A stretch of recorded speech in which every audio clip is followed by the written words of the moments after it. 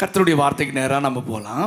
Let's just go towards the word of God. நான் இந்த நாட்கள்ல ஆண்டவர் என்னோடு தொடர்ந்து பேசுகிற ஒரு சில வார்த்தைகளை தான் உங்களோடு பகிர்ந்து கொள்ள விரும்புகிறேன். Is the words that the Lord is continuously speaking to me is what I'm going to நீங்கள் share with நான் you. வாழ்கிற இந்த காலம் எழுப்புதலின் நாட்கள். The time that you and me are living is the time of revival. ஆம், எழுப்புதலின் நாட்கள்ல பரிசுத்த ஆவியானுடைய அப்படியே கிரியை பயங்கரமா இருக்கும். During the time of revivals, the work of the Holy Spirit will be greater. இது பரிசுத்த ஆவியானவரின் காலம். This is the time of Holy Spirit. ஹல்லேலூயா.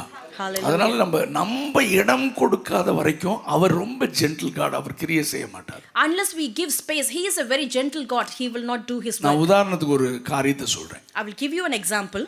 எங்க சென்னையில எங்க மாமா ஒருத்தங்க பாஸ்டர் இருந்தாங்க. My uncle is a pastor in Chennai. Anna Nagar வெஸ்ட்ல. He was serving in Anna Nagar West. அங்க பெரிய ஆட்கள் இருக்கிற ஒரு area. It's the place where all the rich people are there. எங்க அங்கிள் சர்ச்சுக்கு வர்றவங்க எல்லாம் டாக்டர்ஸ், இன்ஜினியர்ஸ், பெரிய அந்த SBOI பிரின்சிபல் அண்ணா நகர்ல இருக்க அவங்க எல்லாம் அங்க வருவாங்க. All the people who come to the churches are like doctors and engineers, even the principal of the SPOI கவர்மெண்ட்ல இருக்கிற அந்த செக்ரட்டரிஸ் எல்லாம் வருவாங்க. All the secretaries who are working in the governments, they used to come to the இவரும் church. பயங்கரமான படிப்பாளி. And he is also very studious. அவங்க அப்பா அந்த காலத்திலேயே காரைக்குடி அழகப்பா யூனிவர்சிட்டி பிரின்சிபல் அவர். His father, he was a principal of the Karaikudi University. பெரிய ஆனா அந்த சபையை ஆரம்பிச்சது பாஸ்டர் சுந்தரம். அவங்க தான் இவங்களை டெடிகேட் பண்ணி ஆரம்பிச்சு கொடுத்தாங்க. It's Pastor Sundaram who came, dedicated and established the church there. நான் அந்த சர்ச்சுக்கு போவேன். பயங்கர பைபிள் ஸ்காலர் அவரு.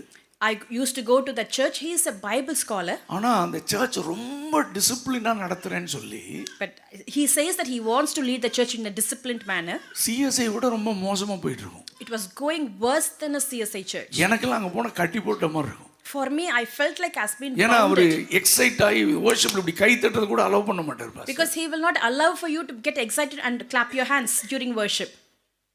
ரொம்ப டீசென்ட்டா நடத்துறேன்னு பண்ணிட்டு இருப்பாரு. He says that he wants to just lead it in a very decent manner. அப்புறம் திடீர்னு அவரை கொஞ்சம் வெளியே ஆண்டவர் கொண்டு போனாரு.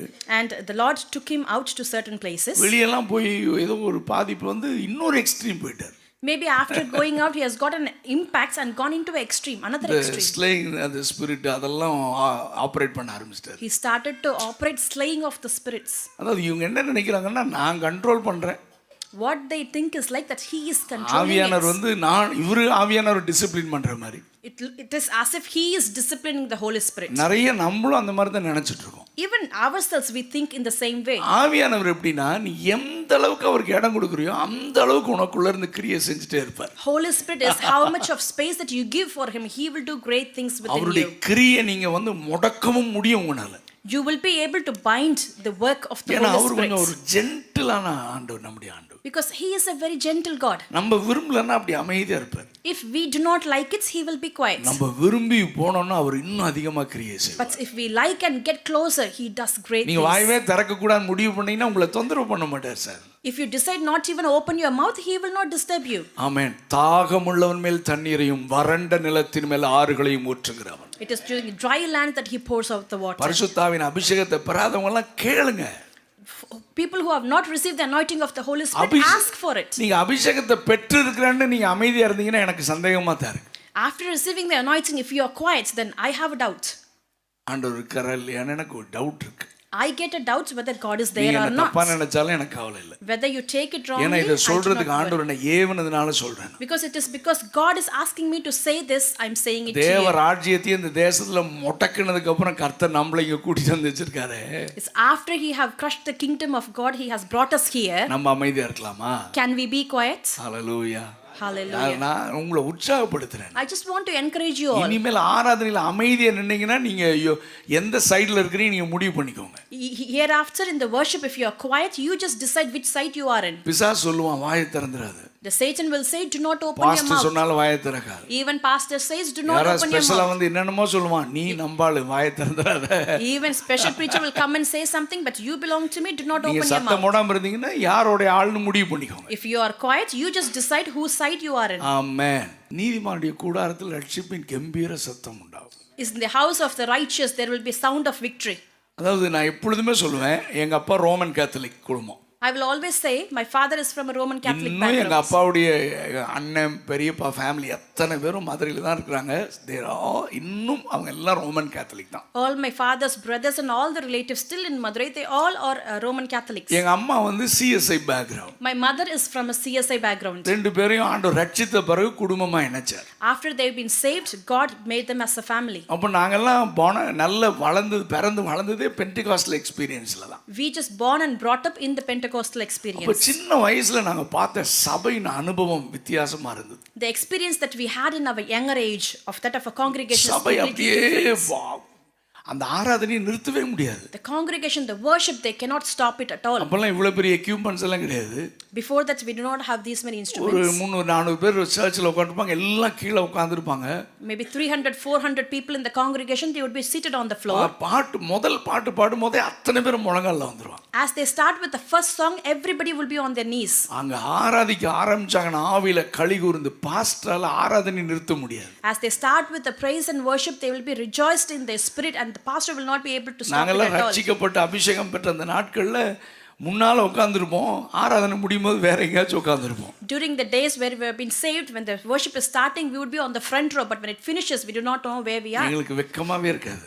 We have never felt shame. அவ்வளோ சந்தோஷமா இருக்கும். We would be overjoyed. ஆனா நாளடைவுல அப்படியே மங்கி போறதையும் நான் பார்த்தேன். But as the days passes, I could see that it has just been going down. ஆண்டவர் சொல்றாரு, அந்த நாட்களுக்கு சபை திரும்பணும்னு கர்த்தர் சொல்றாரு. The Lord says to those initial days, the church has to go back. ஆராதனை நடத்துறதுக்குன்னு ஒரு ஆளே நமக்கு தேவையில்லை. We do not need a separate person to lead us in the worship. ஆமென்.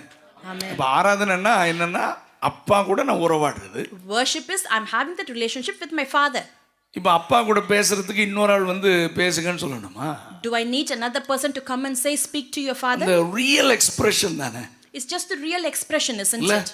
அப்பா பார்த்து கட்டி பிடிச்சி அம்மாவை கட்டி பிடிச்சி பேசுறது உறவாடுறது இதுதான் worship. You just hug your father, hug your mother. That is the real worship. Hallelujah.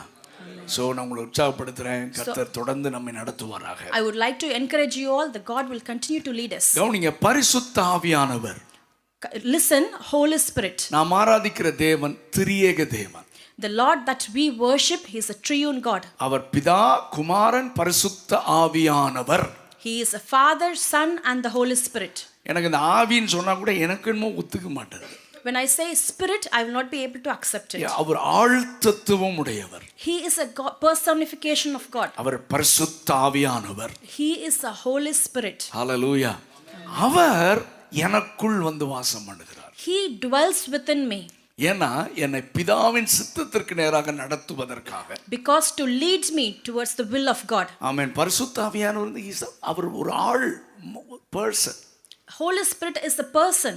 Amen. Amen. ஹல்லேலூயா. சரி, அத நமக்குள்ள இருந்து அவர் கிரியை செய்ய விரும்புகிறார். He wants to dwell within us and do great things to us. Amen.